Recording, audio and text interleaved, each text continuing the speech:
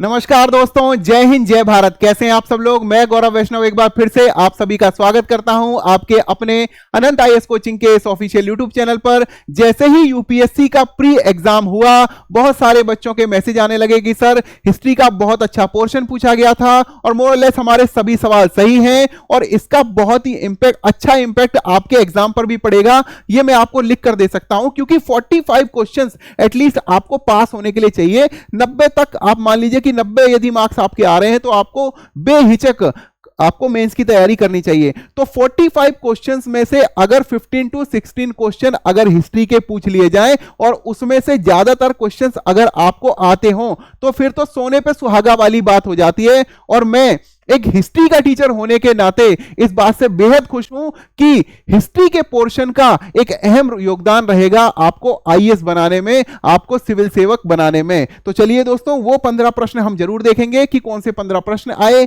ये कोड ए का आपका 11वां प्रश्न है। सेट ए जिनके पास था उसका 11वां प्रश्न रहेगा। ये राजा राम मोहन राय के बारे में कथनों पर विचार कीजिए। कुछ बच्चों ने मैसेज किया कि सर यहां पर सब कुछ ठीक था, लेकिन यहां पर जो ये ट्रेडिशनल शब्द लिखा था यहां पर हमें थोड़ा सा कंफ्यूजन हो गया था कि सर जो ये पारंपरिक शब्द है आया इससे हमने कंफ्यूज हुआ, क्योंकि उन्हें तो आधुनिक भारत का अग्रदूत कहा जाता था, तो ये ट्रेडिशनल वाली शब्द में थोड़ा सा कंफ्यूजन हुआ। लेकिन बच्चों कंफ्यूज होने की जरूरत नहीं है, क्योंकि उन्होंने gift to monotheist, precepts of Jesus और तुफत उल मुजाहिदीन ये 3 किताबें उन्होंने लिखी थी। कहने का मतलब अन्य संस्कृतियों के लिए उनके मन में पर्याप्त समादर एवं प्रेम था। तो ये प्रश्न जो आपका ये जो पहला ऑप्शन था ये बिल्कुल सही था। दूसरा कथन भी ये था कि उनकी कामना थी कि उनके देशवासी तर्कसंगत और वैज्ञानिक दृष्टिकोण के साथ सभी पुरुषों और महिलाओं की मानवीय गरिमा और सामाजिक समता के सिद्धांत को माने। दोनों ही ऑप्शन सही थे। उन्होंने सती प्रथा को समाप्त कराने के लिए, बहुविवाह को समाप्त कराने के लिए उन्होंने काफी प्रयास किए और अपने प्रयासों में वो सफल रहे। तो इसका ऑप्शन आपका सी रहेगा। दोनों ही आपके ये कथन सही हैं। अगला प्रश्न लेते हैं। असहयोग के कार्यक्रम में निम्नलिखित विषयों पर विचार कीजिए। तो इसमें एक ही कंफ्यूजन था और वो कंफ्यूजन मैं अभी आपको बताता हूं। इंग्लिश और हिंदी दोनों में आप देख सकते हैं। पहला है कि न्यायालयों और विदेशी वस्त्रों का बहिष्कार। बिल्कुल सही है, न्यायालयों और विदेशी वस्त्रों का बहिष्कार किया गया। अहिंसा का कठोर अनुपालन किया गया, बिल्कुल किया गया। असहयोग आंदोलन में अहिंसा का बहुत अच्छा योगदान था और अहिंसा ना होने की वजह से एक पॉइंट ऑफ टाइम पे चौरी चौरा वाला जो समय था वहां पर हिंसा हुई और उसकी वजह से ही बापू ने ये आंदोलन वापस ले लिया। तो अहिंसा का कठोर अनुपालन भी ठीक है। उपाधियों का सम्मान और उनका सार्वजनिक उपयोग ना करते हुए प्रतिधारण। देखिए, ना करने तक तो बात सही थी, ये प्रतिधारण या इंग्लिश में कहें रिटेंशन, ये शब्द में थोड़ी समस्या है और ये शब्द गलत है। किसी ने भी रिटेंशन नहीं किया, क्योंकि खुद जमनालाल बजाज जी ने अपनी राय बहादुर की उपाधि लौटा दी और महात्मा गांधी जी ने अपनी नाइटहुड की उपाधि वापस लौटा दी। तो ये आपका ये जो कथन है ये गलत है। विवादों के निपटारे के लिए पंचायतों की स्थापना, ये तो बिल्कुल है गांधीवादी अवधारणा ही रही है कि गांव में पंचायत का विकास होना चाहिए। और यदि हम विदेशी न्यायालयों का उपयोग नहीं कर रहे तो इसका मतलब सीधी बात है कि समाधान के लिए हमें पंचायतों की जरूरत जरूर पड़ी होगी, और ऐसा ये बिल्कुल सही है। तो इसमें केवल 3 ऑप्शन सी ही आपका सही उत्तर था। अगला प्रश्न लेंगे। सिंचाई के आम आने वाला अरघट्टा नाम का उपकरण क्या था। देखिए, बार बार ये क्वेश्चन पूछा गया और आपने फोटो भी देखी है। अरघट्टा इस प्रकार से होता था, एक गोल चक्कर था, इस प्रकार से होता था और इसके यहां पर पात्र लगे होते थे। तो नीचे के पानी को जब ये घूमता था ना तो नीचे का पानी ऊपर ऐसे जाता रहता था, इसीलिए ये एक बड़ा चक्का जिसकी अराव या स्पोक्स के बाहरी छोरों पर मिट्टी के पात्र बंधे हों। बिल्कुल सही है। एक और ऑप्शन था इसमें जिसमें बच्चों को कंफ्यूज हुए, बैलों के द्वारा खींचा जाने वाला मिट्टी का एक अधिक बड़ा पात्र। यहां पर बच्चे थोड़े कंफ्यूज हुए। बैलों के द्वारा बिल्कुल खींचा जाता था, लेकिन ऑप्शन बी इसका सही उत्तर है। अगला प्रश्न देखेंगे। प्राचीन भारत में से किस शासक ने मत विलास, विचित्र चित्र और गुण भरा की उपाधि धारण की? तो बच्चों इसका सही उत्तर जो है वो महेंद्र वर्मन प्रथम है। बहुत सारे बच्चों ने जिन्होंने ज्यादातर ध्यान जो अपना एलिमिनेशन टेक्निक पे लिया था, उन बच्चों ने कई बार गलती से नरसिंह वर्मन प्रथम लगा दिया था, जो कि गलत उत्तर है। सही उत्तर आपका क्या है? महेंद्र वर्मन प्रथम। और मैंने आपको जब पल्लव काल के बारे में जब क्लास कराई तो मैंने आपको बताया था कि मत्त विलास, विचित्र चित्त और गुण भरा ही नहीं, उसको एक चौथी उपाधि भी दी गई थी जिसका नाम था चित्रकार पुली। इसको चित्रकार पुली भी कहा जाता था। और यह सवाल आपका सीडीएस की परीक्षा में पूछा जा सका है, और यह पहले भी एक बार पूछा जा चुका है, यूपीएससी की परीक्षा में भी पूछा जा चुका है। तो इसलिए इसका सही उत्तर क्या होगा? महेंद्र वर्मन प्रथम।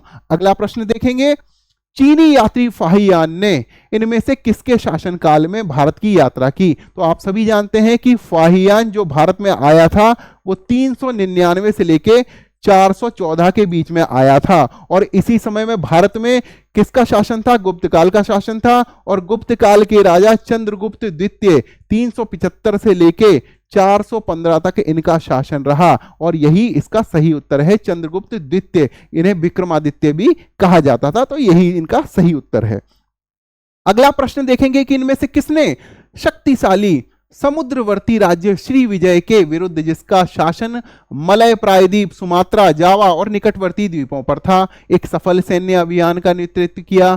तो बच्चों श्री विजय एम्पायर जो था ये सुमात्रा, जावा, मलय में ही था, और बीच में बंगाल की खाड़ी पड़ती थी। इधर चोलों का शासन था, भारतीय जो मुख्य भूमि है, और उधर बंगाल की खाड़ी के परे उधर ये श्री विजय जो अंपायर था। और इसके राजा जो थे उस समय विजय तुंग वर्मन थे, विजय तुंग वर्मन, ठीक है, जो श्री विजय एम्पायर के जो शासक थे। और इनके खिलाफ चोलों ने, कौन? राजेंद्र प्रथम चोल, ठीक है, जिनका शासन कब रहा? जिनका शासन 1014 से लेके 1044 के बीच में रहा, और 1035 में इन्होंने श्री विजय अंपायर पर हमला किया, आक्रमण किया, और कटाहा और कंडारम उनसे जीत लिए। मतलब ये दो राज्य इन्होंने विजित भी कर लिए। इसीलिए जो राजेंद्र प्रथम चोल थे इन्होंने कडार कोंडम की उपाधि भी ली। तो ये सभी बातें मैं आपको पहले ही पढ़ा चुका हूं, असहयोग आंदोलन पढ़ा चुका हूं। और एक बात मैं आपको पहले क्वेश्चन आने से पहले आपको बताऊंगा कि इस बार डांडी मार्च के 2 सवाल थे। मैंने जब बच्चों से ये कहा कि डांडी मार्च से तो 2 सवाल आए थे, बोले कि नहीं सर एक ही सवाल आया था। मैंने कहा मैं बताता हूं आपको कैसे डांडी मार्च से 2 सवाल आए थे। चलिए अगला प्रश्न भी देखेंगे। प्राचीन भारत में ईसा पूर्व के संदर्भ में निम्नलिखित ईसा पूर्व 600 से लेकर 322 के संदर्भ में इन युगों पर विचार कीजिए। प्रादेशिक क्षेत्र ये हैं और इस क्षेत्र में बहने वाली नदियां ये हैं। मैंने जब आपको महाजनपद काल महाजनपद पढ़ाए थे तो 16 महाजनपद थे जिनका सबसे पहले अंगुत्तर निकाय में इनका वर्णन किया गया है। तो अभी आपको इसको मिलाकर देखेंगे। अश्मत कहां था? पोटन, पैठन यानी प्रतिष्ठान, और ये कहां पे? गोदावरी नदी से बिल्कुल मिलता है, क्योंकि ये आज के समय में महाराष्ट्र के पास है और गोदावरी नदी वहां पर बहती है। बिल्कुल सही है। कंबोज, विपास यानी ब्यास नदी, और कंबोज कहां है? कंबोज आपका कंधार यानी अफगानिस्तान में है। तो ये ऑप्शन यहां पर आपका गलत हो जाता है, क्योंकि ब्यास नदी जो है वो भारत में बहती है। अगला देखेंगे अवंती और महानदी। अवंती और महानदी भी गलत हो जाता है, क्योंकि महानदी जो आपकी है ये उड़ीसा साइड, झारखंड साइड बहती है, और यहां अवंती जो है ये आपका पश्चिमी छोर पर है। इसकी 2 राजधानियां थी, एक तो उज्जैनी थी, दूसरी दक्षिणी अवंती की राजधानी माहिष्मती थी, जिसके ऊपर आपने बाहुबली मूवी भी देखी है। तो अवंती से महानदी ये मैच नहीं करता है। आपका कौशल राज्य, कौशल महाजनपद, जिसकी राजधानी क्या थी? श्रावस्ती, और ये एरिया सरयू नदी के आसपास, ये 600 किलोमीटर के दायरे में सरयू नदी बहती थी, और निश्चित रूप से कौशल जो है वो सरयू से मेल खाता है। तो यहां पर 2 ऑप्शन आपके सही हैं, तो केवल 2 ऑप्शन पे आपको सही का निशान लगाना है। अगला प्रश्न देखते हैं। प्रथम गंधर्व महाविद्यालय जो एक संगीत प्रशिक्षण विद्यालय था, विष्णु दिगंबर पलुस्कर के द्वारा 1901 में कहां स्थापित किया गया? तो बच्चों इसका सही उत्तर लाहौर है, और यही क्वेश्चन जो है यही डांडी मार्च से संबंधित है। कैसे डांडी मार्च से संबंधित है?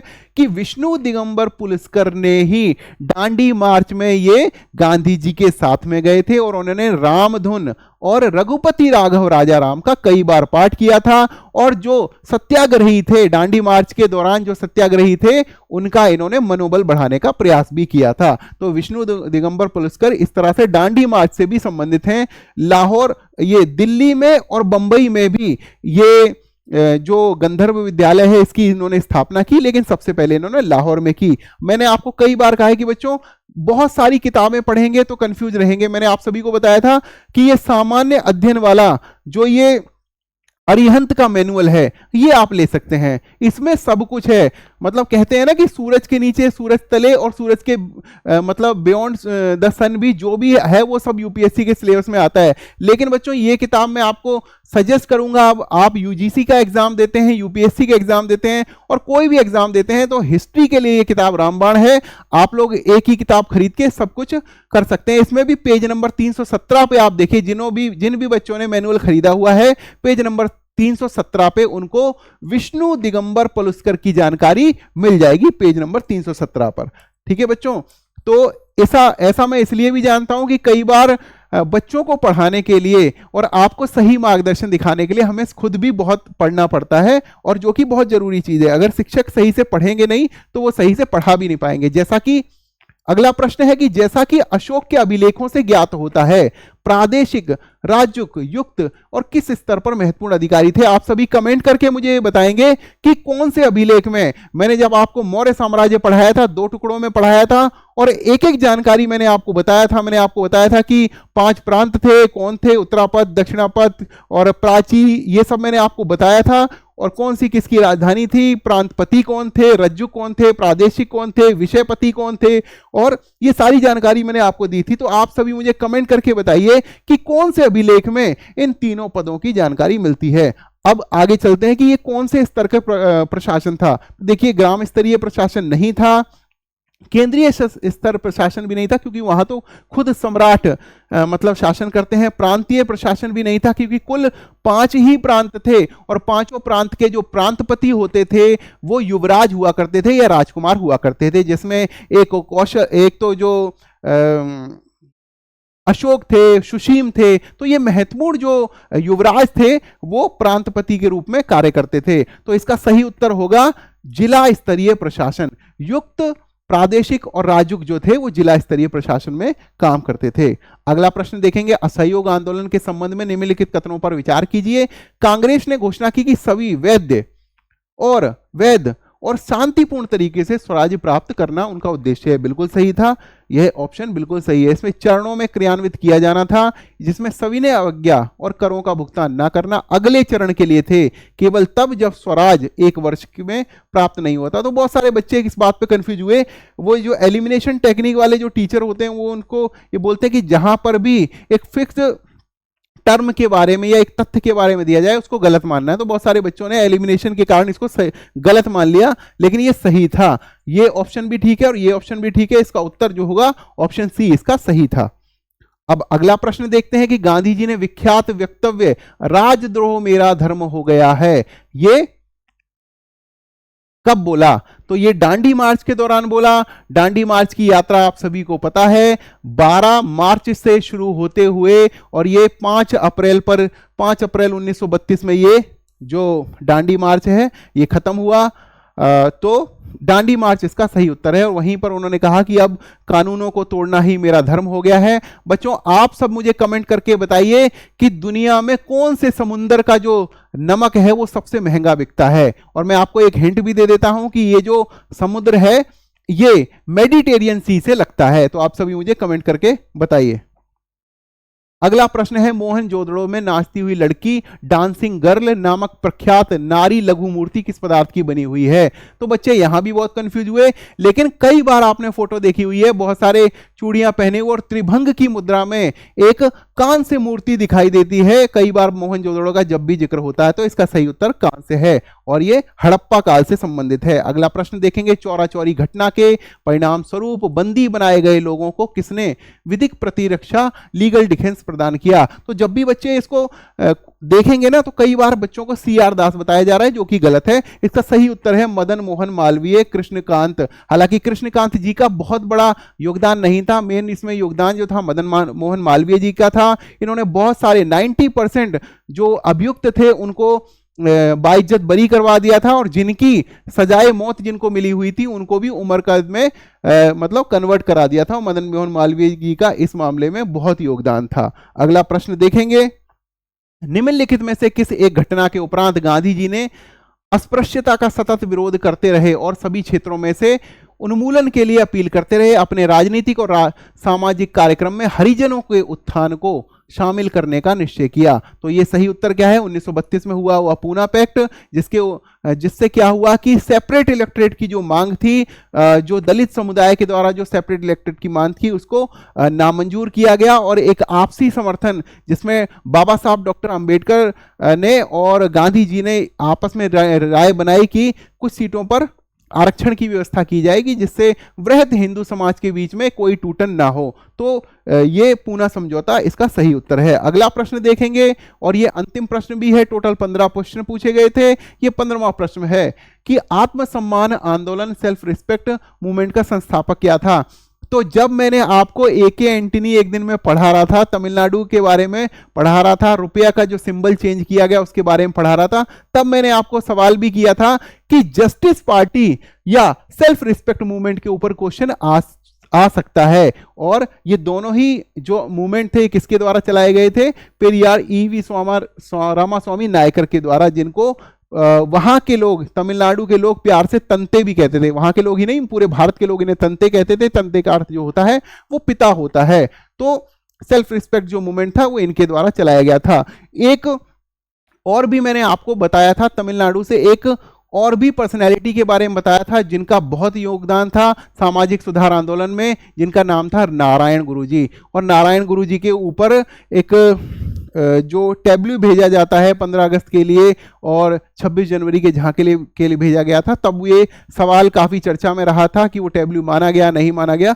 तो नारायण गुरुजी के ऊपर भी क्वेश्चन पूछा जा सकता था। अभी पेरियार स्वामी जी के ऊपर क्वेश्चन पूछा गया था, तो ये आपका आ गया। और ये मैंने पहले भी आपको कहा था कि ये हर जगह से कुछ कुछ इंपॉर्टेंट चीजें होती हैं, यूपीएससी उनको फोकस करके रखता है। देखिए, यूपीएससी कभी भी वैक्यूम में क्वेश्चन नहीं पूछता। यूपीएससी हर वो क्वेश्चन पूछता है जो लाइमलाइट में आया होता है, नहीं तो कहीं से भी रैंडमली उठा लिया जाए तो एक मतलब क्या होता है कि बच्चे कंफ्यूज होते हैं ना कि क्या पढ़ा जाए। तो यूपीएससी जब भी करंट पूछता है तो करंट को स्टैटिक से मिलाकर ही पूछता है। तो ये सवाल 15 क्वेश्चन थे जो बच्चों के बहुत सही भी हुए, और जिन बच्चों के 13 सवाल भी सही हैं, 14 सवाल भी सही हैं, 12 सवाल भी सही हैं, वो भी ये माने कि उन्होंने बहुत ही अच्छा किया है। और मैं एक हिस्ट्री का शिक्षक होने के नाते बहुत ही खुश हूं आप सभी के प्रदर्शन से। और आप सभी ने जो मेरा धन्यवाद किया वो तो एक बहुत ही अच्छी बात है और मैं बहुत ही शुक्रगुजार हूं, लेकिन इससे ज्यादा मैं आपका धन्यवादी हूं और कि जो मैंने आपको बताया, जो पढ़ाया, जो राह दिखाई, आप उस पर सही सटीक तरीके से चले। और 45 जो क्वेश्चन कम से कम आपके सही होने चाहिए जो आपको पास करा सकते हैं, उनमें से 1/3 योगदान आपने केवल हिस्ट्री से ही कन्वर्ट कर दिया। तो बहुत अच्छा रहा। मैं आप सभी को शुभकामनाएं देता हूं। जल्दी से आप मेंस की तैयारी में लग जाइए। जिनके 40 क्वेश्चन से ऊपर सही हैं वो निश्चित रूप से तैयारी में लग सकते हैं। और क्योंकि कट ऑफ जो है वो कट ऑफ का तो साल के अंत में ही पता चलेगा, जब रिजल्ट आएगा तब पता चलेगा। लेकिन जिन भी बच्चों के 40 से ज्यादा क्वेश्चन सही हैं वो निश्चित रूप से मेंस की तैयारी कर सकते हैं। इन्हीं शब्दों के साथ आप सभी को शुभकामनाएं के साथ मैं इस वीडियो को विराम देता हूं। आप सभी का बहुत बहुत धन्यवाद।